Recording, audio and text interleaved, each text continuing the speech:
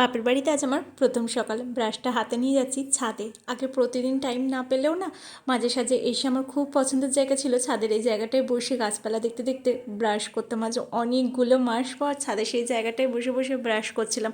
আসলে দিল্লির ছাদে গেলে তো বিল্ডিং ছাড়া কিছু দেখতে পাই না, তবে ছোটোবেলাতে না মামার বাড়ি ঠাম্মার বাড়ি গেলে মানে ওগুলো আমার গ্রামের দিকে, বোলপুরের দিকে, তখন যেন মনে হতো কত গাছ এদিকে, কলকাতার এদিকে যেন গাছ নেই। তবে এখন দিল্লির ছাদে গিয়ে বিল্ডিং দেখে দেখে এমন অবস্থা গাছ যেন মনে হয় কলকাতাতেই অনেক গাছ রয়েছে।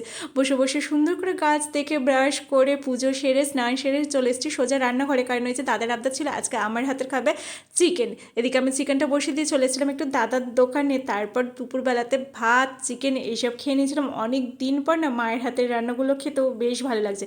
রেডি হয়ে বেরিয়ে পড়েছিলাম ভিডিও অফিসে যাব বলে, যেটার জন্য আমার এখানে এত তড়িঘড়ি করে আসা। এই ভিডিও অফিসে এসআইআর ফর্মটার জন্য আজ অনেক দিন পর বাসে উঠেছি, বেশ ভালো লাগছিল। ভিডিও অফিসে গিয়ে দেখি কত ভিড়, কত লাইন পড়েছে, সেসব দেখে তো মাথায় হাত। যাই হোক, কাজ মিটিয়ে বাড়ি আসতে দেখি আমার পলু এসেছে আমাদের বাড়িতে। ছোটোবেলায় ছিল আমার স্টুডেন্ট, ডাকে আমাকে পিসি বলে, আর আমার কাছে ভাইফোঁটা রাখি, সমস্ত কিছুই পড়ে। সন্ধেবেলাতে মা এখানে ছোলা মাখা বানিয়ে দিয়েছিল, একটু সেটা খেতে খেতে দেখি মা দাদা এনেছে ফুচকা। দিল্লি সেই আলু ছাড়া নুন ছাড়া ফুচকা খেতে খেতে তো আমার মুখে যেন চড়া পড়ে গেছে। ফুচকাটা পেয়ে বেশ ভালো লাগছিলো, তবে তেঁতুল জল পেলে না আর একটু বেশি ভালো লাগতো। চলো আসতে হবে, আসি, দেখা হবে নতুন ভিডিওতে। দুগ্গা দুগ্গা।